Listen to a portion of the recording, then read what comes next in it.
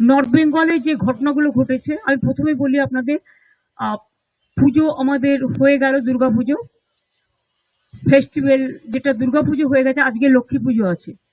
লক্ষ্মী পুজোর দিন আমাদের যেতে হচ্ছে, কারণ সবার বাড়িতেই লক্ষ্মী পুজো হয়। এরপর দীপাবলি আছে, দিওয়ালি আছে, ছট পুজো আছে, সেগুলো আস্তে আস্তে হবে।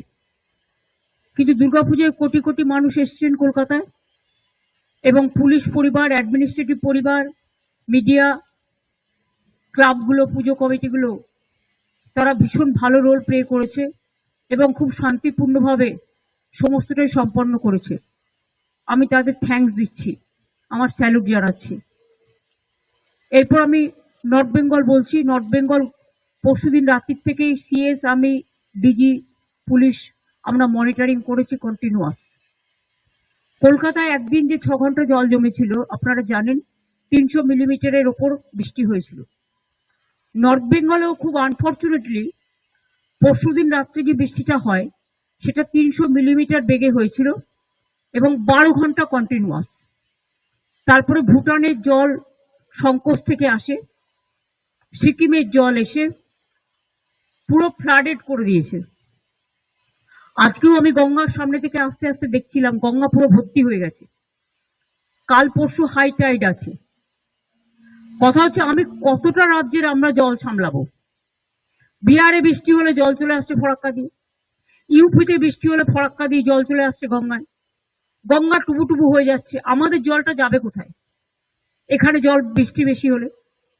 তারপরে ধরুন ডিবিসি তো ইচ্ছে মতো জল ছাড়ছে, পুরোটা নিজেদের খালি করে দিয়ে নিজেদের বাঁচাচ্ছে, ঝাড়খণ্ডকে বাঁচাচ্ছে। ঝাড়খণ্ড বাঁচুক, আমি চাই, কিন্তু তোমরা সিলট্রেশন করছো না কেন? ডিসিলট্রেশন করছো না কেন? আজকে 20 বছর ধরে বলতে বলতে মুখ ব্যথা হয়ে গেছে। মাইথন, ডিবিসি, পাঞ্চেত কোনো জল ভরবার ক্যাপাসিটি নেই। তাহলে রাখার দরকার কি? ড্যাম না থাকলে ভালো হতো, তাহলে জলটা ন্যাচারাল কোর্সে আসতো, ন্যাচারাল কোর্সে বেরিয়ে যেত, সবাই সমানভাবে ভাগাভাগি করতে পারতো। টোটাল আমরা ফেস করছি, দক্ষিণবঙ্গ ফেস করছে ডিবিসি, পাঞ্চেত, মাইথন। দুর্গাপুর ব্যারেজ দিয়ে জলটা ছেড়ে দিচ্ছে এবং আমাদের ব্রিজ থেকে শুরু করে সবকিছু ওই জলের ফোর্সে উড়িয়ে নিয়ে চলে যাচ্ছে। নর্থ বেঙ্গলেও যেটা হয়েছে, তবু ভুটান গভর্নমেন্ট কালকে আমাদের একটা চিঠি দিয়েছে দুঃখ প্রকাশ করে। দুঃখ ঠিক নয়, যে আমরা ওদের রিকোয়েস্ট করেছিলাম স্লোলি জলটা ছাড়তে, কারণ একটা জল যখন ছাড়ে আসতে 2-3 দিন টাইম লাগে। এমনিতেই যা ছেড়েছিল তাতে নাগরাকাটা পুরো উড়ে গেছে, ওদিকে ধূপগুড়ি, ওদিকে জলপাইগুড়ি, আরো অনেকগুলো জায়গা, আলিপুরদুয়ারের কিছু জায়গা, মাটিগাড়া, দার্জিলিং, মিরিক, সবচেয়ে বেশি ক্ষতিগ্রস্ত হচ্ছে নাগরাকাটার মিরিক, জোরবাংলো, ওদিকে কালিম্পং ডিসকানেক্টেড হয়ে আছে। তার মধ্যে মনে রাখবেন, আমরা টুরিস্টদের সব রেস্কিউ করেছি। ডায়মন্ড হারবারের একজন মিসিং আছে, অনেক দূরে ছিল, সে মিসিং আছে। তাছাড়া 500 টুরিস্টকে আমরা আজকেই নিয়ে আসছি নিচে, এবং অলরেডি আমরা 45টা ভলভো বাসে টুরিস্ট যারা ওখানে ছিল তাদের কালকে নিয়ে এসছি। 250 জনকে আমরা শিলিগুড়িতে রাখার ব্যবস্থা করেছি এবং 500 জনকে আমরা 45টা ভলভো বাস এবং নর্থ বেঙ্গল স্টেট ট্রান্সপোর্টের বাসে আমরা তাদের নিয়ে আসছি। আর টুরিস্টরা যারা আসতে পারেনি এখনো পর্যন্ত, হোটেলগুলোকে বলা হয়েছে তোমরা কোনো খরচা নেবে না ওদের কাছে, দরকার হলে গভর্নমেন্ট দেখবে। কিন্তু ওরা বিপদে পড়েছে, ওদের তোমরা কেউ হোটেল ছাড়াও করবে না যতক্ষণ পুলিশ ওদের সেফটি রেস্কিউ না করছে। আর 2 হচ্ছে, ওদের নিয়ে আসার দায়িত্ব আমাদের, কারণ অনেক সময় জলে মানুষের টাকা পয়সা, কাগজপত্র সবকিছু নষ্ট হয়ে যায়, সেসবগুলো তো দেখা দরকার আমাদের মানবিকতার খাতিরে, এটা আমাদের বুঝতে হবে। তাই আমরা তাদের ফিরিয়ে আনার ব্যবস্থাও করছি। সুতরাং অল টুরিস্ট আর সেফ, এবং পুলিশ ওদের সেফলি রেস্কিউ করেছে।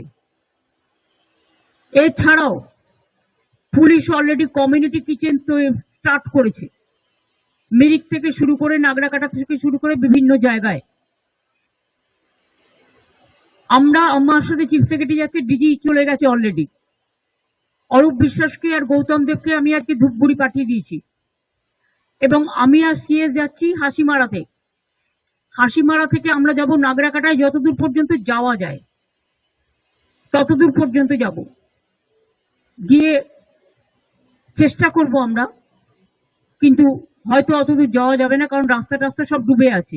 এমনকি বিডিও অফিস এমন জল ছেড়েছে, বিডিও অফিস, পুলিশ স্টেশন সবটাই জলের তলায় চলে গেছে। মানুষ আসবে কি করে? তা সত্ত্বেও আমরা চেষ্টা করবো চা বাগান পর্যন্ত নাগরাকাটায় যাওয়ার, যেখান পর্যন্ত যাওয়া যায় সেখানে গিয়ে যদি পরিবারগুলো কেউ থাকে তাদের মিট করার চেষ্টা করব। আর আগামীকাল তারপরে আমরা হাসিমারা থেকে আর বাগডোগরা ফিরে আসবো রাতে, এবং আগামীকাল আমরা মিরিকে যতদূর যাওয়া যায়, যে পর্যন্ত সেই পর্যন্ত যাব। আমরা আগেও আপনারা জানেন যে কলকাতার বৃষ্টিতে যারা মারা গিয়েছিল আমরা একটা কম্পেনসেশন ডিক্লেয়ার করেছি, কিন্তু পাহাড় একটু আলাদা, পাহাড় একটু কস্টলি। তাই পাহাড়ে বিশেষ করে কালকে যারা বন্যায় মারা গেছে, মানে ম্যানমেড বন্যায়, পরিকল্পিত বন্যায়, জল ছাড়ার জন্য, এবং অতি দুর্যোগ, অতি বৃষ্টি সারা ভারতবর্ষের প্রতিটি জায়গাতেই হচ্ছে, উত্তরাখণ্ড থেকে শুরু করে, বিহার থেকে শুরু করে, ইউপি থেকে শুরু করে। আর বাংলা তো নৌকার মতো, সব জলটা বাংলার মধ্যে এসে জড়ো হয় জিওগ্রাফিক্যালি। যদি ফরাক্কাটা ড্রেজিং করতো, যদি কলকাতা পোর্ট ড্রেজিং করতো, যদি হলদিয়া ড্রেজিং করতো, যদি ডিভিসি, পাঞ্চেত, মাইথন তারা ভালো করে যদি পলিগুলোকে সরিয়ে দিত, তাহলে কিন্তু এই জিনিসটা হতো না। অনেকটা জল ধারণ করবার ক্ষমতা তাদের থাকতো। তা সত্ত্বেও আপনাদের মনে রাখতে হবে, আমরা 5.5 লক্ষ পুকুর কেটেছি নতুন করে, 500 চেক ড্যাম করেছি, তাতেও কিন্তু অনেকটা জল আমরা সংরক্ষণ করতে পারছি। কিন্তু গঙ্গা সংস্করণ হয় না। গঙ্গা সংস্করণ নামে অত নমাই গঙ্গা, কত মুখে মুখে বাত, বড় বড় বাত, দিল কা বাত ভাষণ চলেছে, কিন্তু কাজের কাজ কিছু হয়নি। যে টাকা ভোটের টাকায় ঘুষ দেয় বিজেপি দল, গভর্নমেন্ট অফ ইন্ডিয়া, যে টাকায় ওরা ইলেকশন কমিশনকে পলিটিক্যালি কাজে লাগিয়ে, এজেন্সিকে কাজে লাগিয়ে ইলেকশনের আগে ঘুষ দেয়, সারা বছর কিন্তু দেয় না এই টাকাটা। আমাদের উন্নয়নের টাকাটাও গ্রামীণ রাস্তা থেকে শুরু করে, 100 দিনের কাজ থেকে শুরু করে, বন্যার টাকা থেকে শুরু করে, রাস্তাঘাটের টাকা থেকে শুরু করে, বাড়ি নির্মাণের টাকা থেকে শুরু করে সব বন্ধ, সর্বশিক্ষা অভিযানের টাকা থেকে সব বন্ধ।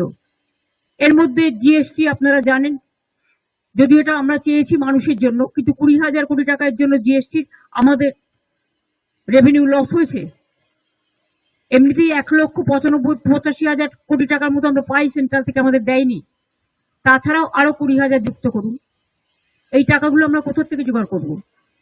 তাও মামাটি মানুষের সংসার কোন রকম ভাবে আমরা চালাচ্ছি, মানুষের আশীর্বাদে, সহযোগিতায়, দোয়ায়, জোহারে, সকলের প্রার্থনায়, এবং মানবিকতার স্বার্থে কখনো আমাদের কোনো কিছুর অসুবিধা হবে না। সন্দেশখালীতে আপনারা দেখেছিলেন কতগুলো ঘর বাড়ি ভেঙে গেছিল একটা লোকাল ঝড়ে, পরের দিনই তৈরি করে দিয়েছে, এবং সেখানে পুলিশকে আমি থ্যাঙ্কস দিচ্ছি যে ওরা কাজটা ইনিশিয়েটিভ নিয়ে করেছে অ্যাডমিনিস্ট্রেশনের সাথে। আমি এই পরিবারগুলোর জন্য, যারা মারা গিয়েছেন 23 জন, 18 জন দার্জিলিং, মিরিক, কালিম্পং, মিরিকে সবচেয়ে বেশি ক্ষতি হয়েছে, এবং নাগরাকাটায় 5 জন মারা গেছে। এই 23 জনের রিপোর্ট আমাদের কাছে এখনো পর্যন্ত আছে।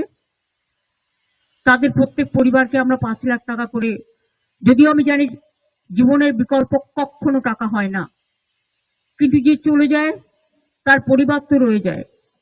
পরিবারগুলোর পাশে দাঁড়ানোর জন্য এটা আমাদের সামান্য কন্ট্রিবিউশনও বলবো না, সামাজিক কর্তব্য। 5 লক্ষ টাকা করে কম্পেনসেশন দেওয়া হবে, এবং প্রতি পরিবারের একজনকে স্পেশাল হোমগার্ডের চাকরিও দেওয়া হবে, যাতে পরিবারগুলো নিজের পায়ে দাঁড়াতে পারে, কারো মুখোপেক্ষী হয়ে থাকতে না হয়। এই পর্যন্তই আমার বলার ছিল। এইটুকু আপনাদের আমি বললাম। বাদ বাকি আমি এখন হাসিমারা যাব, হাসিমারা থেকে নাগরাকাটা যাব, কালকে মিরিক যাব। আপনাদের প্রোগ্রামগুলো জানিয়ে দিয়ে গেলাম। সবাই ভালো থাকবেন। আর এদিকটাও একটু অ্যালার্ট করবেন, 7-8 তারিখে হাই টাইড আছে। এমনিতে ডিবিসি পাঞ্চে মাইথনের জলে মেদিনীপুরের ঘাটাল থেকে শুরু করে অনেক জায়গাতে জল জমেছে, ওগুলো খুব লো ল্যান্ড, যার জন্য ঘাটাল মাস্টার প্ল্যান 20 বছর চেষ্টা করে যখন সেন্ট্রাল করেনি, তখন আমরা নিজেরাই প্ল্যানটা করছি।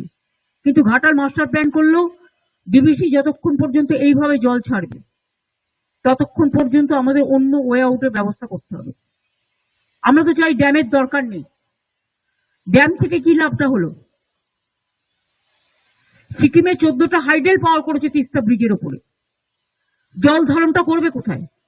সবটাই শিলিগুড়িতে এসে পড়ছে, মাটিগাড়াতে এসে পড়ছে, কালিম্পং এসে পড়ছে। প্রবলেমটা তো আমাদের ফেস করতে হচ্ছে, আর নিজেরা শুধু টাকা ইনকাম করে যাচ্ছে। আর সিকিমের মানুষের টাকা নিয়ে শিলিগুড়িতে সব বিজনেস করে যাচ্ছে, খবর সব আমরা রাখি। দুর্ভাগ্যজনক। ওরা তো 90% সাবসিডি পায়।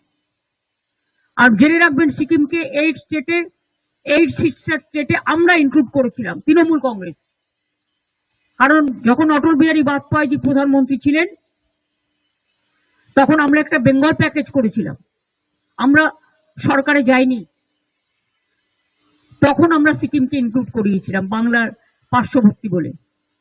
আমাদের অনেক টুরিস্ট যায়, অথচ ওরা সেখানকার মানুষের টাকাটা পায়, টাকাটা মানুষের কাজে না লাগিয়ে সেই টাকাটা শিলিগুড়িতে এসে ব্যবসার কাজে লাগায়, আর দার্জিলিংকে উস্কানি দেয়। আমি যেমন পাহাড়কেও ভালোবাসি, আপনারা দেখেছেন কয়েকদিন আগেও নর্থ বেঙ্গল থেকে আমি ঘুরে এসেছি। আবার আমাকে লক্ষ্মী পুজোর দিনই চলে যেতে হচ্ছে, কারণ কোনো উপায় নেই বলে। মানুষ যখন বিপদে পড়ে তখন আমাদের কাছে উৎসব বড় কথা নয়, উৎসব মানুষের মানবিকতাই হচ্ছে সবচেয়ে বড় উৎসব। তাই এইটুকু বললাম। আমি এবার যাই, যত দেরি হবে তত